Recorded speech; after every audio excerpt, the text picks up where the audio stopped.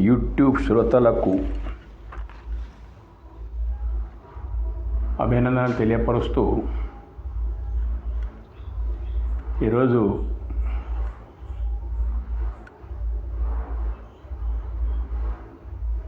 దుస్తరమైనటువంటిదని భావించబడేటువంటి తత్వజ్ఞానము,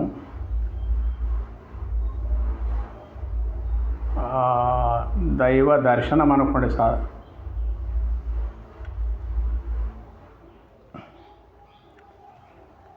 అది ఎలా సాధ్యం, అది మనకు అనేటువంటి విషయం వస్తూ ఉంది. గతంలో దైవ దర్శనం అనే వీడియో చేసేసినాం, కానీ క్లుప్తంగా అందులో విషయాలు చర్చించబడలేదు. తత్వజ్ఞానానికి సంబంధించినటువంటి ప్రశ్నలు ఏవైతే ఉన్నాయో, అనాదిగా సృష్టి ఆరంభం నుండి కొనసాగుతూ ఉన్న ఈ ప్రశ్నలన్నీ, ముఖ్యంగా 5 ప్రశ్నలు, ఇవి దేశకాలాలకు, పరిస్థితులకు, మతాలకు సంబంధం లేకుండా ప్రతి ఒక్కరి మదిని తొలిచే మహాప్రశ్నలు అన్నట్టు. మతం ఏదైనా, దేశం ఏదైనా, కాలం ఏదైనా, మతాలు ఇటీవల వచ్చినటువంటి మతాలు అంటే విశ్వాసం మాత్రమే. ఏ గొప్పవాళ్ళు అని భావించుకుంటున్నారో ఆ గొప్పవాళ్ళు చెప్పినటువంటి విశ్వాసాలన్నీ, ఆ మాటలపై విశ్వాసమే మతం అన్నట్టు. ఏదేమైనప్పటికైనా కానీ చాలా కాలంగా అనాదిగా మనిషిని తొలిచేస్తున్నటువంటి ప్రశ్నలు ఇవి. ప్రశ్న 1, దేవుడు రకరకాల పేర్ల నుండి పేర్లు పెట్టుకొని ఆ దేవుడు అనేదానికే ఆయా భాషల్లో, ఆయా ప్రాంతాల్లో ఆయా పేర్లతో పిలువబడేది ఏదైనా దేవుడు. ఒక ప్రశ్న, క్వశ్చన్ మార్క్. దేవుడు అంటున్నామే తప్ప ప్రశ్నగా మిగిలిపోతుంది అన్నట్టు. తెలుసుకున్నంత వరకు దేవుడు ఒక ప్రశ్న మాత్రమే. రెండవది, అయితే ఆ దేవుడు ఉండేది ఎక్కడ ఉంటాడు దేవుడు? మూడవది, ఉంటే మాత్రం ఎట్లుంటాడు దేవుడు?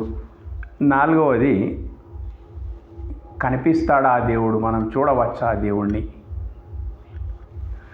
ఐదవది, ఈ 4 సహేతుకంగా మనకు తెలిసిన తర్వాత 5వ ప్రశ్న, ఆ జ్ఞానాన్ని పొందిన తర్వాత, ఇటువంటి 4 ప్రశ్నలకు సంబంధించిన సంపూర్ణ సమాధానం పొందిన తర్వాత మనిషి జీవించేది ఎలా అనేటువంటిది 5వ ప్రశ్న. ఈ ప్రశ్నలు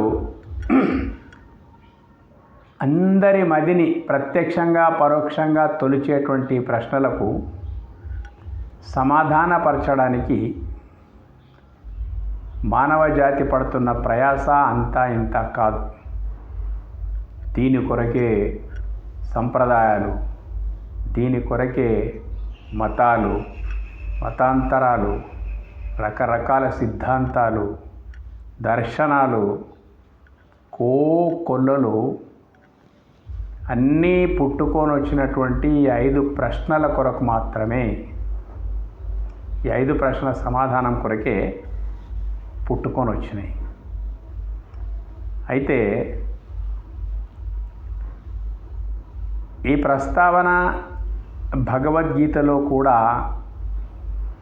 వచ్చిందన్నట్టు. ఎలాగంటే,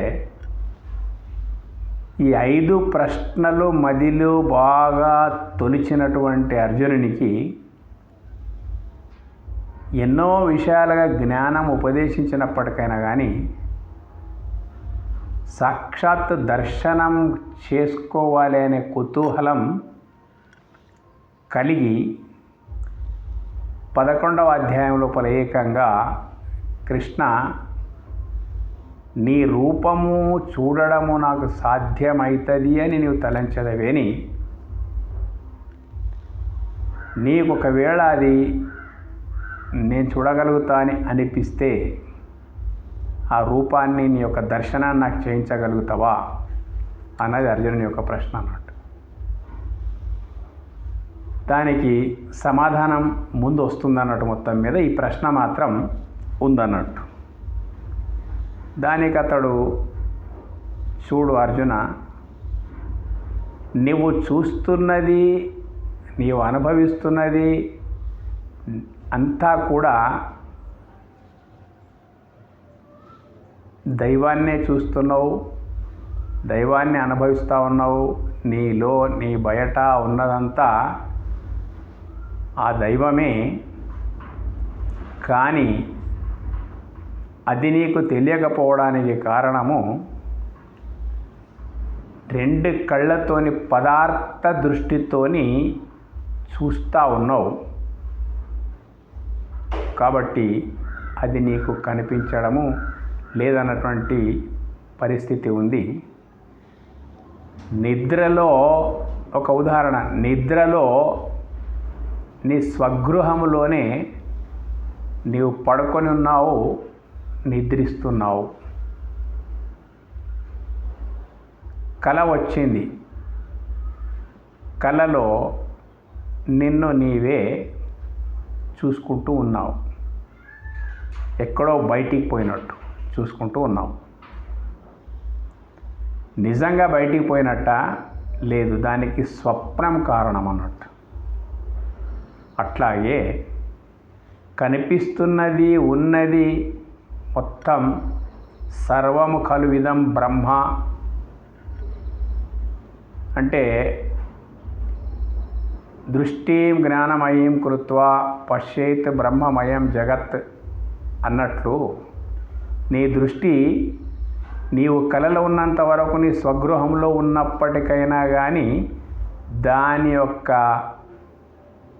భావన ఎట్లా మరపైపోతుందో, విశ్వమంతటా వ్యాపించింది దైవమే అయినప్పటికైనా కానీ, విశ్వరూపంలో ఉన్నది కూడా దైవమే అయినప్పటికైనా కానీ, అజ్ఞానం కారణంగా, అక్కడ స్వప్నం కారణంగా స్వగృహమే మాయమైపోయింది.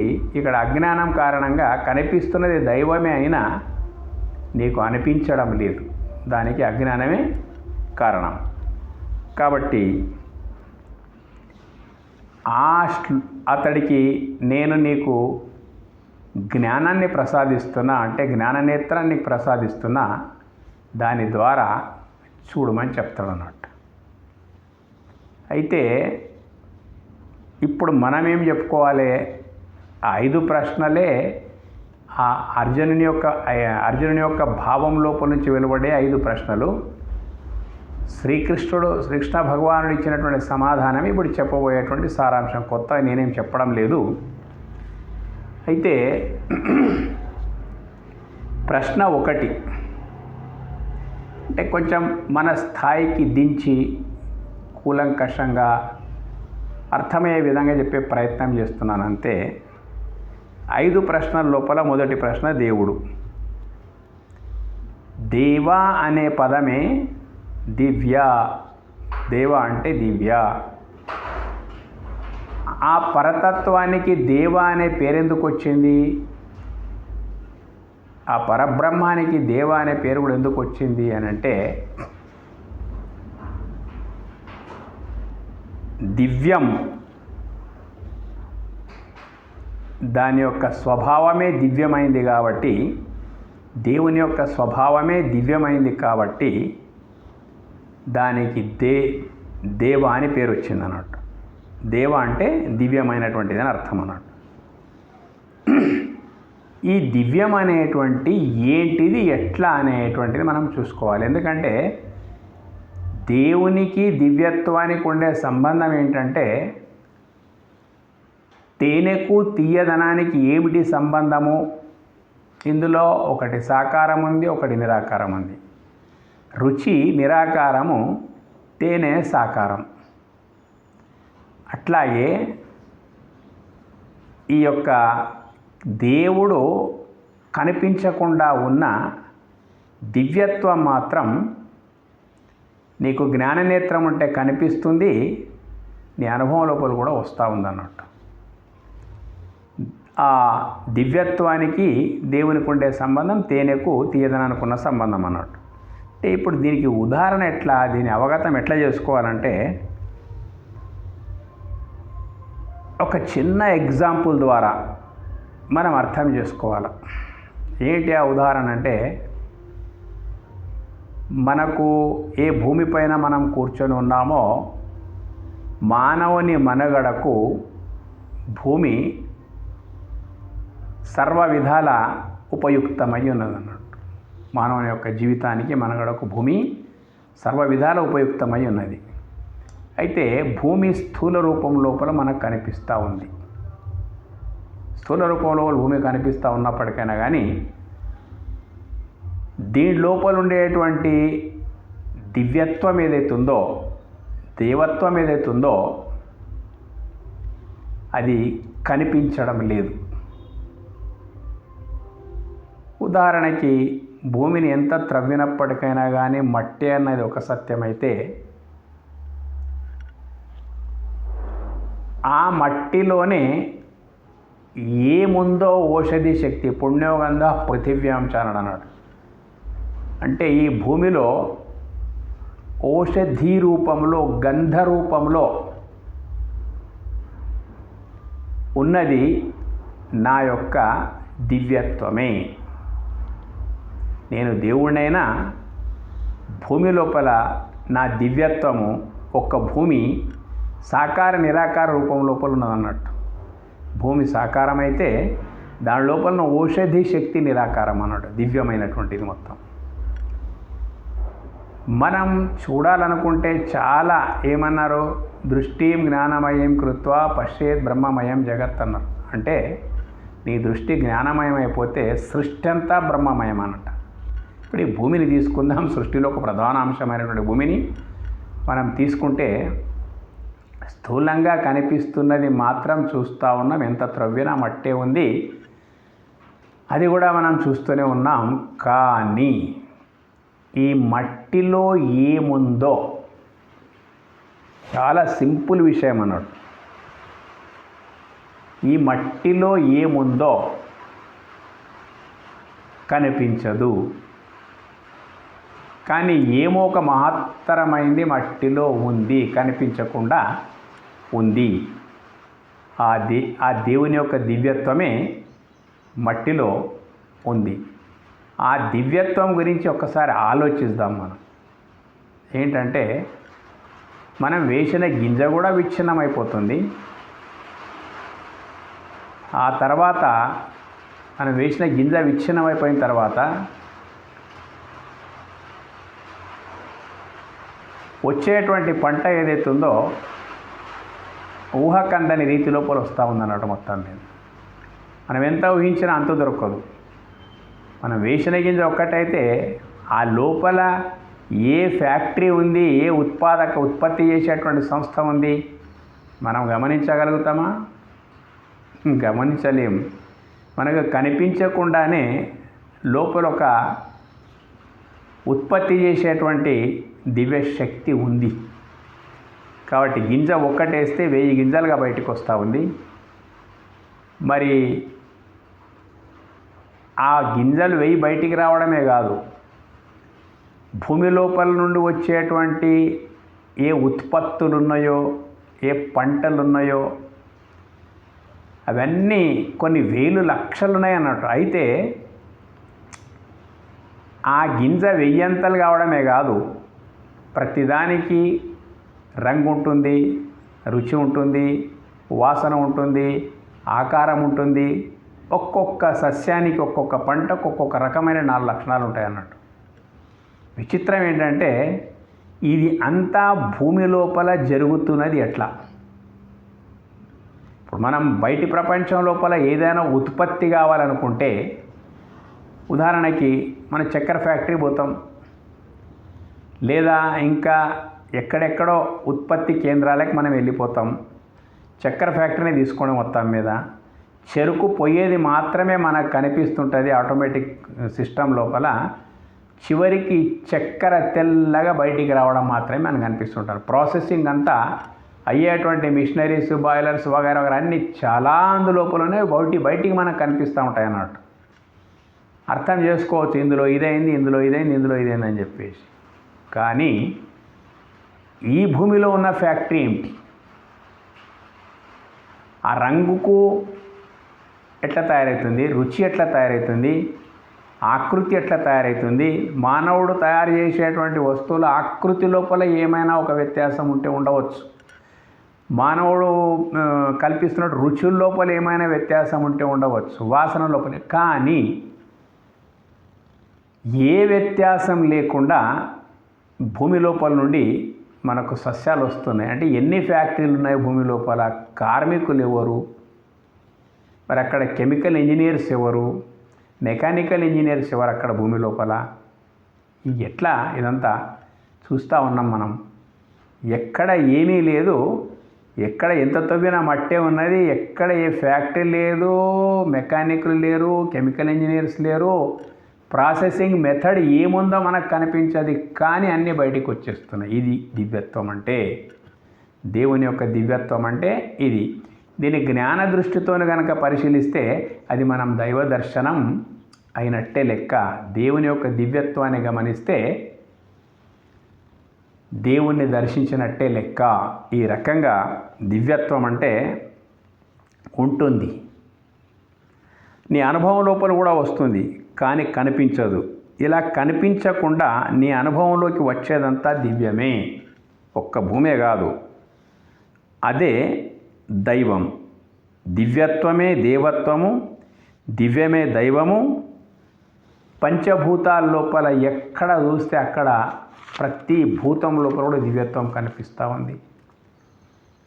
నీరు, భూమికి నీరు తోడైతే అద్భుతాలు జరుగుతూ ఉన్నాయి అన్నట్టు. ఆ నీటి లోపల ఏమి శక్తి ఉందో వికసింపజేస్తూ ఉంది. నీరు లేకపోతే నీ దేహం నిలబడదు. తర్వాత గాలి క్షణం లేకపోతే నీ శరీరం నిలబడడానికి వీలే లేదు. మొత్తం మీద ఒక నిమిషం గాలి లేదంటే 2 నిమిషాలు 5 నిమిషాలు గాలి నువ్వు పీల్చుకోకుండా ఉన్నావంటే నువ్వు బ్రతకడం చాలా కష్టం.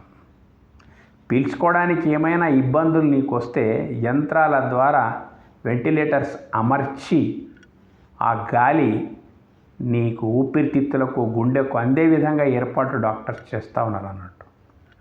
అంటే గాలి అంత అత్యవసరమైనది, లేకపోతే మనిషి బ్రతకలేడు. ఇది కూడా ఒక దివ్యమే కదా, నీరు ఒక దివ్యమే కదా, గాలి దివ్యమే, భూమి దివ్యమే, అగ్ని దివ్యమే. చాలా విచిత్రం. అగ్ని సాకార నిరాకార రూపం లోపల ఈ సృష్టి లోపల ఉందన్నట్టు. అంటే ఎప్పుడు మనము దానికి క్రియ జరిపితే అప్పుడు ప్రత్యక్షం అయిపోతుంది, లేదంటే అప్రత్యక్షంగా ఉంటుంది అగ్ని. సాకార నిరాకారాలు అర్థమవుతుందా మనకు? ఏంటిదంతా అంటే పంచతత్వాల లోపల అగ్నికి ఆ లక్షణం ఉందన్నట్టు, సాకారము నిరాకారం. పరమాత్మది కూడా అట్లాగే సాకారంగా ఉండగలుగుతాడు విశ్వరూపం లోపల, నిరాకారంగా తన పాటికి తాను ఉండగలుగుతాడు అన్నట్టు. ఈ రకంగా పంచభూతాల లోపల, సౌరమండలం లోపల, సూర్యచంద్ర నక్షత్రాదుల లోపల, పంచభూతాల లోపల ఎక్కడ పడితే అక్కడ కొంచెం దృష్టిని సారించి చూస్తే దివ్యం దివ్యం దివ్యం దివ్యం, ప్రతిదీ దివ్యమే. అయితే ఎక్కడ దివ్యత్వం ఉందో అక్కడ దైవం ఉంది. ఎక్కడ తేనె ఉందో అక్కడ తీయదనము ఊహించుకోవాలి. మనం బయటికి వెళ్ళి తెచ్చుకునే అవసరం లేదు. తేనె ఉన్న దగ్గర తీయదనాన్ని ఊహించుకోవచ్చు మనం. ఎక్కడ దివ్యత్వం ఉందో అక్కడే ఆ తేనెలో తీయదనం ఉన్నట్టే దివ్యత్వం ఉన్న దగ్గరే దైవం ఉంది. ఒకటి సాకారము, ఒకటి నిరాకారం. ఇట్లా సృష్టి అనేటువంటిది కొనసాగుతూ ఉంది. ఈ రకంగా ఎక్కడ దివ్యత్వం ఉందో అక్కడ దైవత్వం ఉంది. నీకు చూసే జ్ఞాన దృష్టి అవసరం ఉంది. దేవుణ్ణి చూసే అవసరం లేదు. దేవుడు వద్దన్నా కనిపిస్తా ఉన్నాడు నీకు దివ్యత్వ రూపం లోపల. అయితే నీకు దృష్టి లోపల మార్పిడి రావాలి అంతే. కొంచెం వైజ్ఞానిక దృక్పథం, దార్శనిక దృక్పథం నీకు ఉంటే ఇంకా దేవుని గురించి నీవు ఆలోచించవలసిన అవసరం లేదు. అది సాధ్య వస్తువు కాదు, సిద్ధ వస్తువు. ఉన్నది చూసేద్దామంటే చూసుకో, ఎక్కడ పడితే అక్కడ ఉన్నది. ఎక్కడుంటాడు అనే మాటకు వస్తే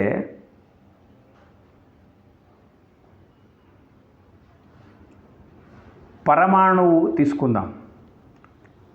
పరమాణువుని తీసుకుంటే పరమాణువు లోపల అంతు దొరకని శక్తి రూపం శక్తి అనేటువంటిది ఉంటుంది పరమాణువు లోపల. ఆ శక్తి పరమాణువు, అది దాన్ని విభజిస్తే శక్తి ఉత్పన్నమైపోయింది. శక్తి ఆ పరమాణువుల యొక్క శక్తి ప్రధానమైన పరమాణువుల యొక్క సమూహమే అణువు. అణువుల యొక్క సమూహమే పదార్థం. పదార్థ సమాహారమే ఈ అనంత విశ్వం. సృష్టి లోపల ఉన్న అన్ని గ్రహాలు, నక్షత్రాలు వగైరా అన్నీ విశ్వ పదార్థాలు అన్నట్టు ఈ రకంగా పరమాణువుల సమూహమే పదార్థం. పదార్థ సమాహారమే అనంత విశ్వం. కాబట్టి కనిపించని దేవుని కనిపించే రూపమే ఈ యొక్క విశ్వం. ఇదే విషయం అక్కడ వచ్చేస్తుంది అన్నట్టు. భగవద్గీత లోపల పశ్యమే అడిగిండు కదా ప్రశ్న, నా రూపాన్ని చూపించగలుగుతావు అని. చూసుకో, పశ్యమే చూసుకో, పార్థ జ్ఞాన దృష్టితో చూసుకో. అర్జున రూపాణి అన్నాడు, రూపములను, ఒక రూపము కాదు అన్నట్టు. దేవుడు అంటే సింగులర్గా ఒకటి అనే మాట వస్తుంది అన్నట్టు. తన రూపమును చూయించమని సింగులర్గానే అంటే ఏకవచనం లోపలని అర్జునుడు అడిగితే బహువచనం లోపల సమాధానం ఇస్తున్నాడు సద్గురువు అయినట్టు శ్రీకృష్ణ పరమాత్మ బహువచనం లోపల సమాధానం ఇస్తున్నాడు. రూపము అని అతను ఏకవచనం లోపల అంటే రూపములను, రూపాణి అంటే రూపములను. చూసుకో, శత శ్రోవథ సహస్రశః. శత అంటే వందలు కాదు, వేలు. సహస్రశః అంటే 1000 అనే ఒక అర్థం వస్తుంది. అనంతం అనేటువంటిది ఇంకొక అర్థం వస్తుంది అన్నట్టు. అనంతం అంటే అంతమే లేదు, ఆ సంఖ్యకు అంతమే లేదు, అనంత సంఖ్య అని కూడా అనుకోవచ్చు. శతశ్రోవథ సహస్రశః, నా యొక్క రూపములను కాంచుము అని చెప్పేసి ఎన్నున్నాయి విశ్వం లోపల విభూతులు, అంతు దొరకనటువంటి విభూతులు ఉన్నాయన్నాడు. పిపీలికాది బ్రహ్మ పర్యంతం అని అందుకే అన్నాడు. చీమ దగ్గర నుంచి బ్రహ్మాండం పరబ్రహ్మ పదార్థం వరకు ఉన్నటువంటి అన్నీ కూడా శతశ్రోవథ సహస్రశః. అయితే చాలా బాగుంది. నానా విధాని, ఎన్ని రకాలు ఉన్నాయి? నానా విధాని అంటే ఎన్ని విధములు ఉన్నాయి ఇవి మొత్తం మీద.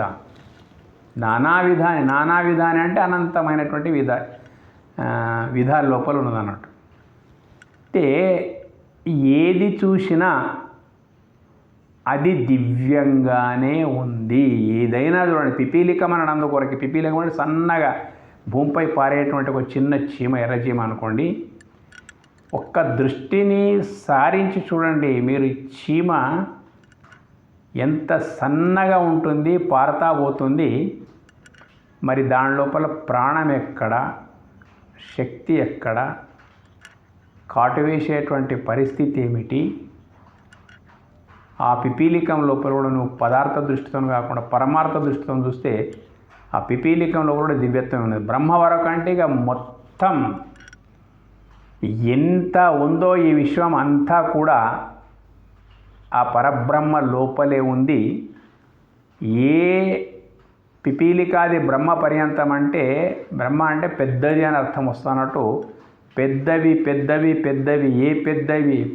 ఏ పెద్దవి సూర్య చంద్ర నక్షత్ర పాలపుంతలు గెలాక్సీస్, ఈ పెద్దవన్నీ ఏ బ్రహ్మ పదార్థము అతిపెద్దనైనటువంటి బ్రహ్మ పదార్థం లోపల అంశం మాత్రమై ఉన్నాయో అది బ్రహ్మము. పిపీలికాది బ్రహ్మ పర్యంతం అని చెప్పినాడు. ఏది చూసుకో, నానా విధాని, ఏ విధం చూసినప్పటికైనా కానీ దివ్యమే. అంటే అంతు దొరకని వింతలతో కూడుకున్నటువంటి అద్భుతమైనటువంటి దివ్యత్వమే మనకు కనిపిస్తూ ఉంది. శాస్త్రవేత్తలు ఈ సూత్రం ప్రకారమే ముందుకెళ్ళిపోయి సృష్టి లోపల ఉండే రహస్యాలను కనుగొనాలన్నట్టు. న్యూటన్ మహాశయుడు చెట్టు క్రింద పడుకుంటే సేపు పండు తెగి కింద పడితే అప్పుడు ఆయనకు ఆలోచన వచ్చింది, ఏమిటి ఇట్లా ఎందుకు అని చెప్పేసి. చిన్న ఆలోచన, ఇది పైకి ఎందుకు పోకుండా కింద పడిపోయిందని చెప్పేస్తే అదొక పెద్ద ప్రశ్న. దాన్ని పట్టుకొని సాగదీసి అరే భూమి లోపల గురుత్వాకర్షణ శక్తి ఉంది అని తీర్మానించాడు అన్నట్టు మొత్తం.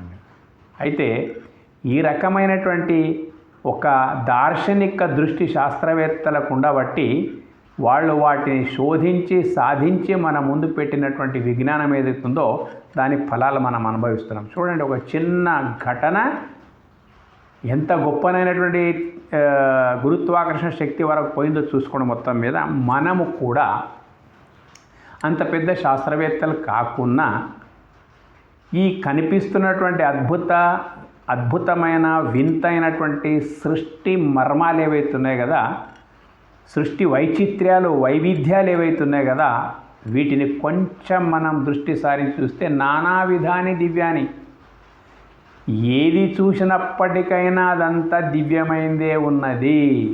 చాలా విచిత్రం. ఏమని చూస్తాం మనం? చూడలేం. మొత్తం మీద ఆ దివ్యత్వాలు, దేవుని యొక్క దివ్యత్వము, విశ్వం యొక్క విరాట్ రూపం గురించి మనం వర్ణించాలంటే మనకు భాగవతం లోపల ఇక్కడ వస్తుంది. మొత్తం మీద వర్ణించలేం మనం. ఎట్లాగంటే ఒక చిన్న విషయం చూసుకోండి. ఆవు మేత మేస్తుంటుంది అన్నట్టు. పచ్చని మేత మేసిన తర్వాత తెల్లని పాలిస్తుంది. మనము ఏ యంత్రాన్ని తెచ్చి అందులో పచ్చి గడ్డిని వేస్తే అవి పాలుగా బయటికి రాగలుగుతాయి? ఎక్కడన్నా రాలేవు. పాలు కావాలంటే పశువు మేత మేయవలసిందే. ఆ తర్వాత అవి పాలుగా మారి మనకు వస్తున్నాయి అన్నట్టు. ఏముంది లోపల అద్భుతమైనటువంటి మిషనరీ? ఎక్కడ నీవు చూసుకున్నా, నీ లోపల నీవు చూసుకున్నప్పటికైనా కానీ ఎంత అద్భుతం నీ యొక్క దేహం లోపల ఉన్నదనే మాటకు వచ్చేస్తే, శాస్త్రవేత్తలు అంటారు మేము అది కనిపెట్టినాము, ఇది కనిపెట్టినాము, మా మేధాశక్తి ద్వారా ఇది కరెక్టే కాదనలేము. కానీ నీవు ఎవరు కనిపెట్టడం వల్ల నీవున్నావు, ఎవరు ఉంచడం వల్ల నీవున్నావు. నీ మేధాశక్తికి మెచ్చుకున్నాం, కానీ నీ ఉనికికి మూలాలు ఏమిటి తెలుసుకున్నావా? తెలుసుకోలేదు. కాబట్టి నీ ద్వారా బయటికి వచ్చినటువంటి వైజ్ఞానిక ఫలితాలు ఏవైతున్నాయో వాటినే వర్ణిస్తూ ఉన్నావు, కానీ వాటికన్నా గొప్పది నీ మేధాశక్తి. మేధాశక్తి అంటే నీ మేధాశక్తి. మరి నీ యొక్క ఉనికి పుట్టుపూర్వోత్తరాల గురించి ఆలోచించినామా? ఆలోచించలేదు. ఒకవేళ ఆలోచించడానికి కూకుంటే చూడండి, నీ మైండే కదా అంత శాస్త్రీయ ఫలితాలకు కారణం. నీ లోపల మైండే, ఆ మేధాశక్తే లేకపోతే శాస్త్రీయ ఫలితాలే లేవు. మరి అది ఎట్లా ఉంది నీ లోపల? ఒక 5-6 ఫీట్ల దేహం ఇది, దాంట్లో ఒక తల ఉంది, ఆ తల లోపల ఒక ఆలోచన చేసేటువంటి మెదడు ఉంది. ఆ మెదడు లోపల నుంచే ఏమొస్తున్నాయి సృష్టి లోపల అంటే, అందుకే కదా ఇప్పుడు పశుపక్షాదులకు లేనటువంటి మేధాశక్తి ఉన్నందుకే మానవ జన్మ శ్రేష్టమైందని. నీ శ్రేష్టత్వాన్ని గురించి నీవు ఆలోచించడానికి కూర్చుంటే కూడా నీ శ్రేష్టత్వమే నీకు అంతు దొరకదు. కాబట్టి పరమాణువులో శక్తిగా ఉంటాడు దేవుడు. పరమాణువుల సమాహారమే పదార్థము, పదార్థాల సమాహారమే అనంత విశ్వం. కాబట్టి కనిపించని దేవుని కనిపించే రూపమే ఈ విశ్వం. నానా విధాని దివ్యాన్ని ఏది చూడు దివ్యమైనటువంటి విశ్వం లోపల నానా వర్ణాకృతినిచ, అనేకమైన కేటగిరీస్, అంటే వర్ణాలంటే రంగులు అనుకోండి, జాతులు అనుకోండి, వగైరా వగైరా ఏమైనా అనుకోండి, మొత్తం మీద ఈ రకంగా ఉందన్నట్టు. అందుకే ఈ విశ్వాన్ని పదార్థంగా కాకుండా కృష్ణ పరమాత్మ అర్జునునికి పదార్థంగా కాకుండా పరమార్థంగా చూసేటువంటి ఒక జ్ఞాన శక్తిని ప్రసాదించడం. మూడవ కన్ను అంటే కన్ఫ్యూజ్ కావాల్సినటువంటి అవసరం లేదు. జ్ఞాననేత్రం అంటే కన్ఫ్యూజ్ కావాల్సినటువంటి అవసరం లేదన్నట్టు. అక్కడ న్యూటన్కు కొంచెం జ్ఞానోదయం అయింది. ఈ వస్తువు ఏదైతే పైకి పోకుండా కిందికి ఎందుకు వచ్చిందంటే ఇదే పరమార్థ దృష్టి, ఏదో ఒక అతీత దృష్టి అన్నట్టు, ఏదో సంథింగ్ ఉంది ఇక్కడ అని చెప్పేసి ఆ రకంగా నువ్వు చూడడానికి ప్రయత్నం చేస్తే పదార్థంగా కాకుండా పరమార్థంగా చూస్తే ఈ విశ్వం పరమాణువు నుంచి మొత్తం అంతా ఏది చూసినా దివ్యమే దివ్యమే దివ్యమే. పరమాణువు లోపలే దివ్యత్వము ఆల్బర్ట్ ఐన్స్టీన్ వారు కనిపెట్టింది అన్నట్టు. ఏంటిది? పదార్థాన్ని విచ్ఛిన్నం చేస్తే, పరమాణువును విచ్ఛిన్నం చేస్తే అందులోపల న్యూట్రాన్, ఎలక్ట్రాన్, ప్రోటాన్ అనే శక్తి వచ్చేసింది. ఆ శక్తి సూత్రం ఆధారంగానే అతడు energy is equal to mass అన్నాడు అన్నట్టు. Is equal to MC. అంటే ఈ పదార్థానికి మూలం ఒక శక్తి ఉంది అన్నాడు అతను. అదొక దివ్య దృష్టి అతడికి కూడా, అదొక ఋషి దృష్టి అన్నట్టు. మొత్తం మీద ఈ యొక్క పదార్థం ఏదైతే మాస్ అంటే పదార్థం, విశ్వ పదార్థం ఏదైతే కనిపిస్తుందో ఈ విశ్వ పదార్థం యొక్క ప్రతి పరమాణువు లోపల కూడా అమోఘమైనటువంటి శక్తి ఉన్నది తీర్మానించిండు, దర్శింపజేసిండు. పరమాణు విభజన చేసి మనకు అందించినటువంటి జ్ఞానం ద్వారానే ఈ అణుశక్తి అనేటువంటిది ఎట్లా వాడుకుంటామనేది మన ఇష్టం అది. కానీ అణుశక్తి ద్వారా మానవ మనుగడ ఈ ఎంత అత్యున్నత స్థితి లోపలికి పోవాలంటే కూడా పోతుంది అని చెప్పేసి భౌతిక శాస్త్ర సిద్ధాంతాన్ని అతడు ప్రతిపాదించినాడు. మొత్తం మీద పరమాణువు లోపల శక్తి ఉన్నది అంతే. పరమాణువు లోపల శక్తి ఉన్నది. ఇప్పుడు ఆ శక్తి దివ్యమైనటువంటిది. సీదా కరెక్ట్ చెప్పేసి అన్నట్టు. పదార్థానికి మూలం శక్తి,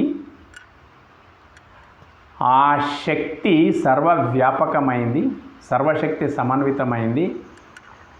ఈ రకంగా పదార్థము విచ్ఛిన్నం కావచ్చు, అయిన తర్వాత పదార్థం లోపల ఉండే ఏది కూడా ఎక్కడ పోదు, అదంతా మళ్ళీ శక్తిగా మారిపోతుంటుంది. శక్తి రూపాంతరం చెంది పదార్థం అయిపోతుంది. అది అయిపోయిందా? సైన్స్ ఇంతవరకే ఉంది. కానీ ఇంకా కొంచెం ముందుకు పోతే ఇక్కడ శక్తికి కూడా ఒక మూలం ఉంటుంది అన్నట్టు.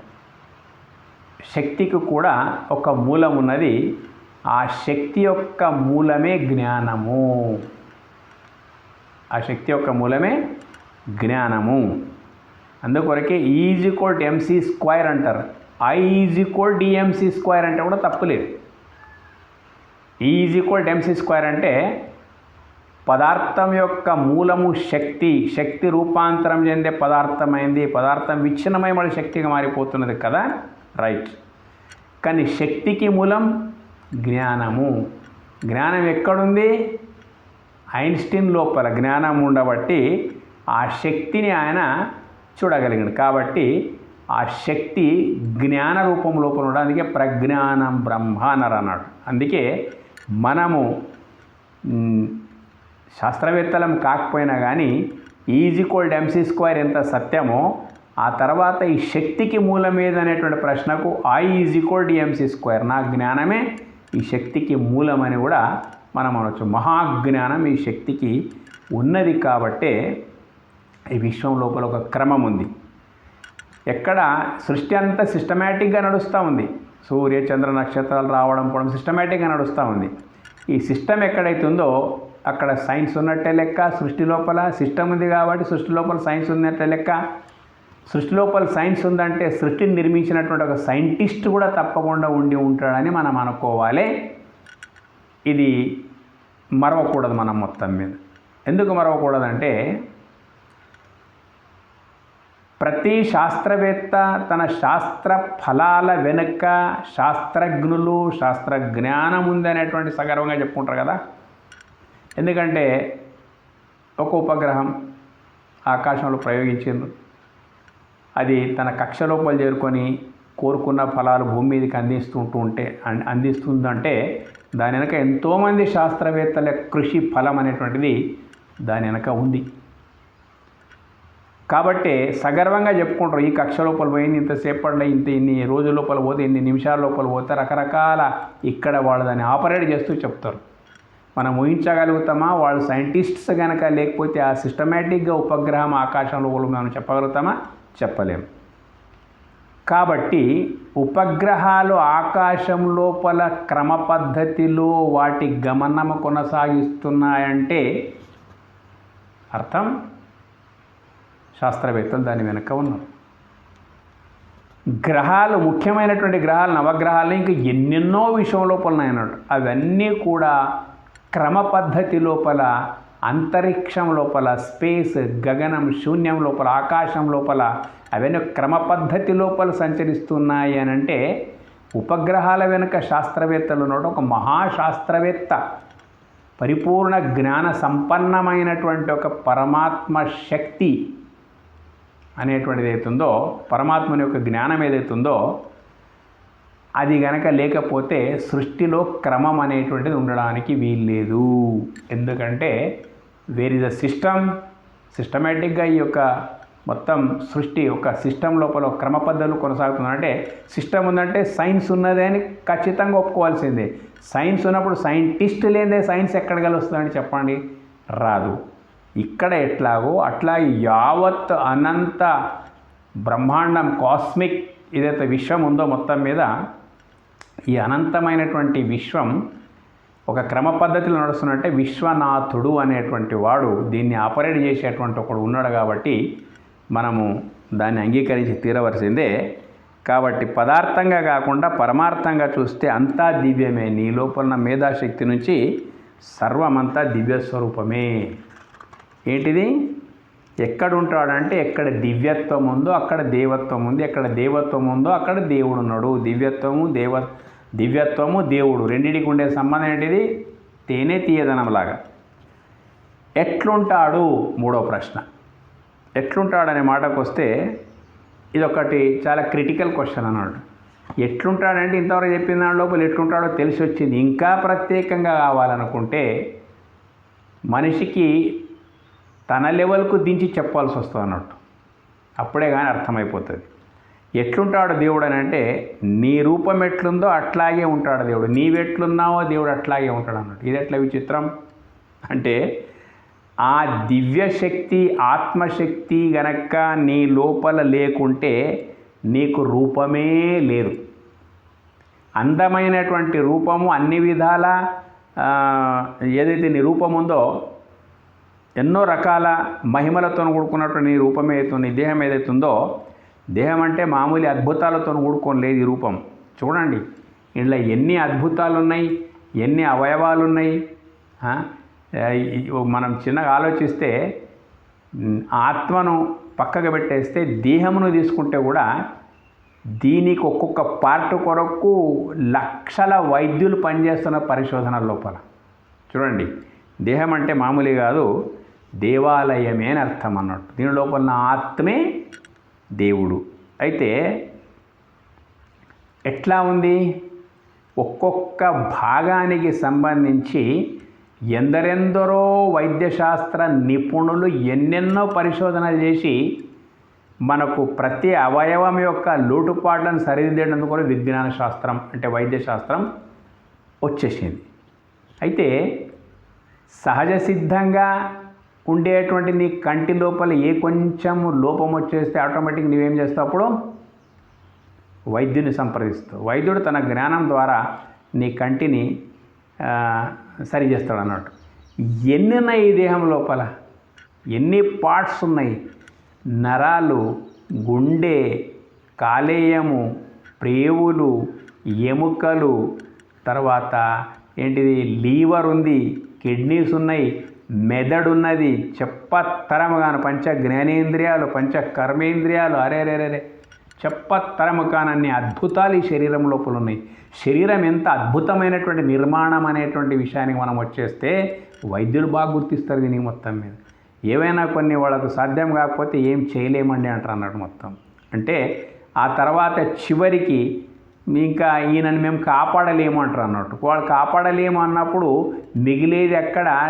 ఏమి శవమే మిగులుతుంది అన్నట్టు. అంటే ఈ రూపం లోపల ఇంత హేతుబద్ధంగా, శాస్త్రీయంగా, అమోఘంగా, అద్భుతంగా ఈ దేహం ఏదైతే ఉందో, దేహం కూడా ఎన్నో దివ్యత్వాలతో కూడుకొని ఉన్నది. కాబట్టి ఈ రూపం ఉంది అంటే ఆషామాషిగా లేదు. నీ దేహం యొక్క స్వరూపం ఏదైతే ఉందో ఆషామాషిగా లేదు.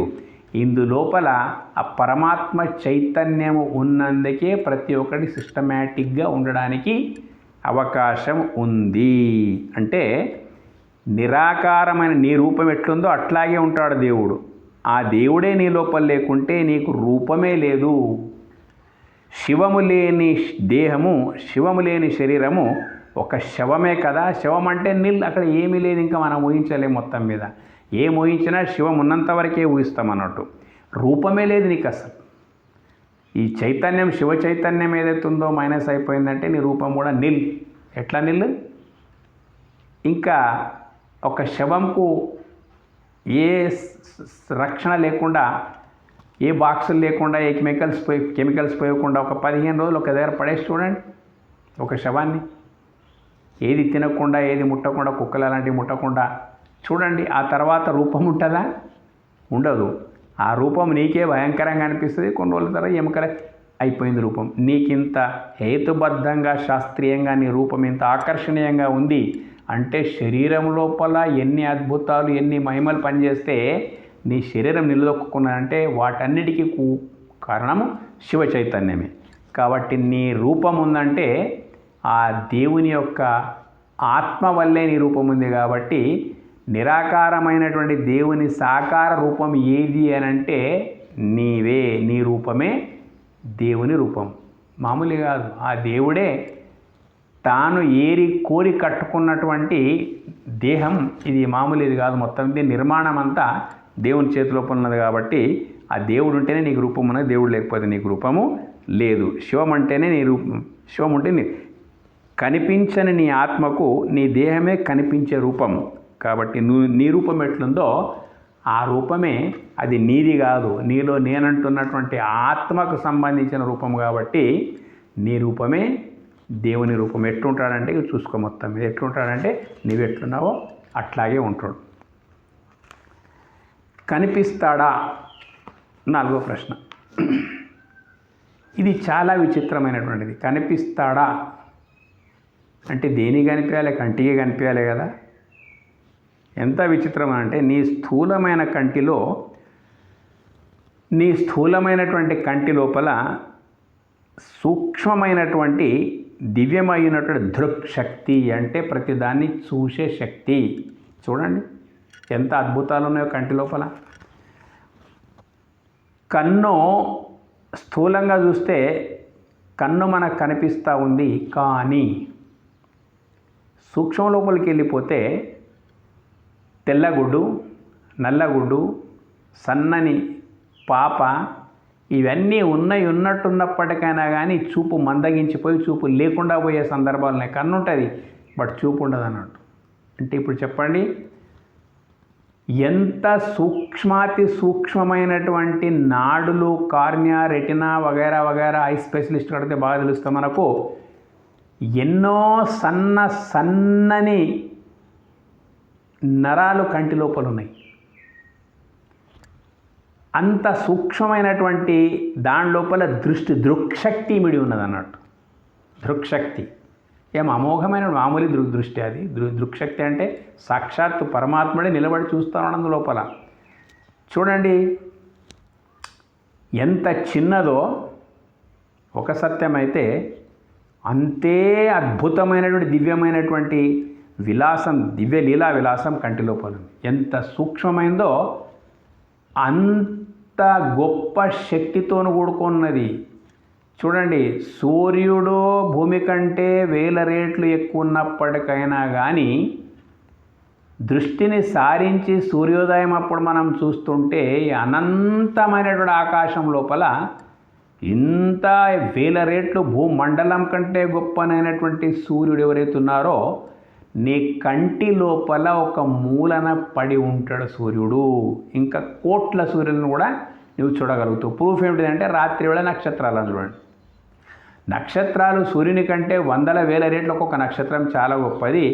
అలాంటి పాల పుంతలని కూడా ఈ కన్ను చూడగలుగుతున్నది అన్నట్టు. ఎంత సూక్ష్మమైంది ఒక సత్యమైతే, ఎంత అమోఘమైంది, ఎంత విశాలమైంది, ఎంత అద్భుతమైనటువంటి పాల పుంతలను సైతం చూస్తూ ఉన్నది. అంటే చూడండి ఎంత అద్భుతమైనటువంటి మహిమ ఈ కంటి లోపల ఉన్నదో. కాబట్టి కన్ను కన్ను కాదు నాయన, కంటి లోపల పరమాత్మ చైతన్యం దృక్ స్వరూపమై ఉన్నప్పుడే ఈ ప్రపంచాన్ని చూడగలుగుతున్నాం.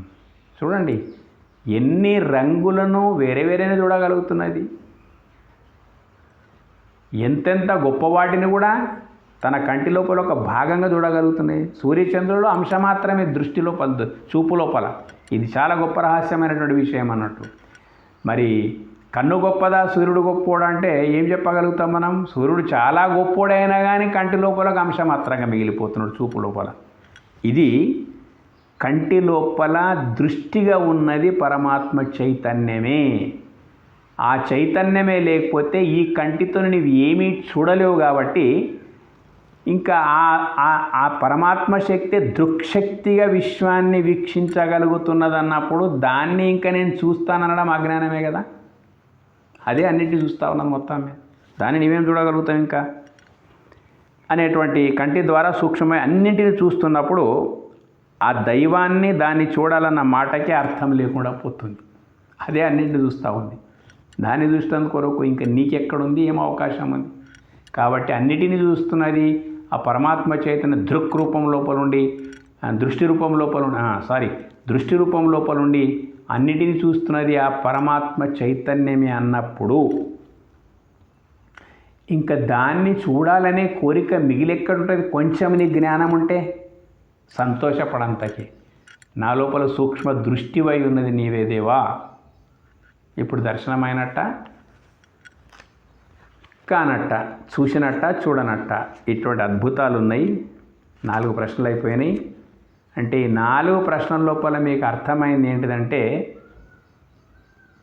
దేవుడు అనేదానికి క్లియర్ అంటే స్పష్టమైన సమాధానం వచ్చి ఉన్నది.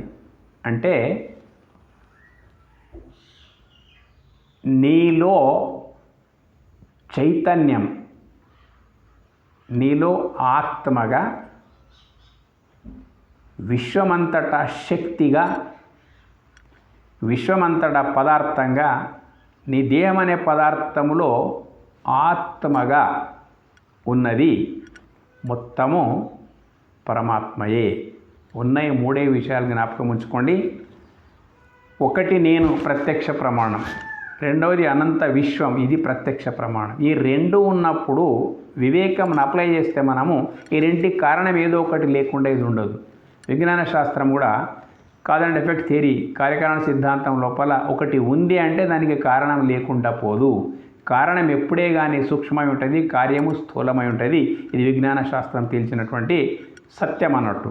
కాబట్టి ఈ 2 ఉన్నాయంటే 3వదైనటువంటి దీనికి కారణ శక్తి అనేటువంటిది ఒకటి ఉన్నది. ఈ 3 మొత్తం మళ్ళేమి లేవు. అయితే ఇప్పుడు అది నీ లోపల జ్ఞానమై ఉన్నది, విశ్వం లోపల శక్తి అయినది, విశ్వ పదార్థం లోపల శక్తి అయి ఉన్నది. నీ లోపల జ్ఞానము, విశ్వం లోపల శక్తిగా ఉన్నది కారణస్వరూపమైన పరమాత్మయే తప్ప మళ్ళీ ఒకటి లేదు. అందుకొరకే మత్తః పరతరం న అన్యత్ కించిదస్తి ధనంజయ అని చెప్పేశారు. అంటే నీ లోపల చైతన్యం, జీవరూపం లోపల చైతన్యం అనేది విశ్వరూపం లోపల శక్తిగా ఉండేటువంటిది మొత్తం నేనే అని చెప్పేసిన అన్నట్టు. అంటే దేవుణ్ణి వెతకడానికి ఇంకా నువ్వు ప్రయత్నం చేయవలసిన అవసరం లేదు. వెతకాలనుకున్నట్టు నీ లోపలనే దేవుడున్నాడు. ఎక్కడో పట్టుకోవాలనుకున్నాడు. అనంత విశ్వం అంతా వ్యాపించి ఉన్నది దేవుని స్వరూపమే. అందుకొరకే ఇందు కలడు అందు లేడని సందేహం వలదని మహాభక్తులు అన్నారు. ఈ మాట ప్రహ్లాదులు లాంటి వాళ్ళు. ఇందు కలడు అందు లేడని ఇందు అంటే ఈ దేహం లోపల, అందు అంటే విశ్వం లోపల. ఇందు కలడు అందు లేడని సందేహము వలదు, చక్రి సర్వోపగతుడు. ఆ పరమాత్ముడే చక్రి అంటే విశ్వాన్ని ఒక గమనం లోపల నడిపిస్తా ఉన్నాడు. చక్రి సర్వోపగతుడు, సర్వములో ఉపగతమై ఉన్నటువంటి వాడు. అంటే అన్నిటి లోపల బయట వ్యాపించిన సర్వోపగతుడు. ఎందెందు వెతికి చూసిన, ఎంత అద్భుతమైనటువంటి పద్యం ఇది. ఎందెందు వెతికి చూసిన అంటే వెతకవలసిన అవసరం ఉన్నదంటే అర్థం ఏంటిది? పదార్థ దృష్టిని వీడి పరమార్థ దృష్టికి రావాలి. ఆ పరమార్థ దృష్టి సద్గురువుల ద్వారా, సత్సంగం ద్వారా, అనుభవం ద్వారా, సాధన ద్వారా ఎప్పుడైతే నీకు దృష్టి అది మారిపోతుందో వెతికి చూచిన అంటే అర్థమే. అందందే కలడు, ఇది ఎవరికి చెప్పిండు? దానవాగ్రణి, ఓ రాక్షసులకు రాజైనటువంటి వాడా. దానవాగ్రణి అంటే దానవులకు అగ్రణి వింటే అని చెప్తున్నాడు అన్నట్టు. అంటే పదార్థ దృష్టితోనే ప్రపంచాన్ని చూసి మోహితులై భ్రమించి చిందులు వేసేటువంటి వాళ్ళంతా ఆ హిరణ్యకశ్యపుని పార్టీకి చెందినటువంటి వాళ్ళు కాబట్టి ఆయనకి ఏమంటున్నాడు? దానవాగ్రణి వింటే, ఇటువంటి మహాత్ముల యొక్క మాటలు, వేదం యొక్క మాటలు, ఉపనిషత్తుల యొక్క మాటలు నీవు వినడానికి సిద్ధం ఉంటే, విర్రవీగితే నీకు కనిపించేది ఏమీ లేదు, నీకు అర్థమయ్యేది ఏమీ లేదని చెప్పేసినాడు మొత్తం మీద. ఈ రకంగా చాలా ఉపనిషత్తు లోపల మంత్రాలు ఉన్నాయి, శ్లోకాలు ఉన్నాయి, ఇవన్నీ ఉన్నాయన్నట్టు మొత్తం మీద. ఈ 4 బట్టి ఈ 4 ప్రశ్నలకు సమాధానం కంప్లీట్ అయిపోయింది. ఏంటిదంటే ఇంకా దాని చింత అవసరం లేదు. అది సిద్ధ వస్తువు అయి ఉన్నది, సాధ్య వస్తువు కాదు, సిద్ధమై ఉన్నది లోపల బయట. ఆ సిద్ధం ఎట్లయితే దివ్యమై ఉన్నది, ఆ సిద్ధ వస్తువు దివ్యమై ఉన్నది. దివ్యాన్ని దర్శించడం కొరకు నీకు జ్ఞాననేత్రం కావాలి. ఆ జ్ఞాననేత్రం ద్వారా నువ్వు దర్శించినట్లయితే అంతా నీకు ఏంటి? ఇంకా దృష్టిం జ్ఞానమయం కృత్వా పశ్చేత్ బ్రహ్మమయం జగత్. నీ దృష్టి జ్ఞానమయం అయిపోతే ఈ సృష్టి అంతా బ్రహ్మమయమే అనేటువంటి విషయం మనకు తెలిసి వస్తుంది అన్నట్టు. తర్వాత 5వ ప్రశ్న, ఇవన్నీ తెలిసిన తర్వాత జీవించే విధానం ఏంటి? ఇక్కడ చాలామంది కన్ఫ్యూజ్ అయిపోతున్నారు అన్నట్టు. సరే, ఈ జ్ఞానం మనం నిండైనటువంటి జ్ఞానాన్ని ఏం పెద్ద విషయం కాదు, అంతా పరమాత్ముడైనటువంటి అనుభవం లోపల తెచ్చుకున్నాం అనుకోండి. జీవించే విధానం ఎట్లా అంటే ఇక్కడ వ్యవహారిక సత్తా లోపలికి రావాలి. ధర్మబద్ధంగా జీవించు అని అర్థం. ధర్మబద్ధంగా నీ జీవితం కొనసాగాలి. ధర్మబద్ధమైన జీవితం లోపలనే ఆనందం, పరమానందం, సుఖం, శాంతి అన్నీ ఉన్నాయన్నట్టు. అయితే ఇక్కడ ధర్మం అంటే ఏంటిదో మనం అర్థం చేసుకోవాలి. ధర్మం అంటే దాని అర్థం తెలుసుకోవాల్సిన అవసరం ఉన్నది. చాలా ఆలోచించి తలబగలొట్టుకోవాల్సిన అవసరం లేదు. ఏదో గ్రంథాలు మొత్తం అధ్యయనం చేసి చదవాల్సిన అవసరం లేదు. ధర్మం యొక్క సూక్ష్మ రూపం ఏంటిదంటే నీ ఎదుటి వాళ్ళ ఏ చేష్టల వల్ల నీకు కష్టము, నష్టము, బాధ కలుగుతూ ఉందో ప్రపంచం లోపల ఇదే ఉందన్నాడు.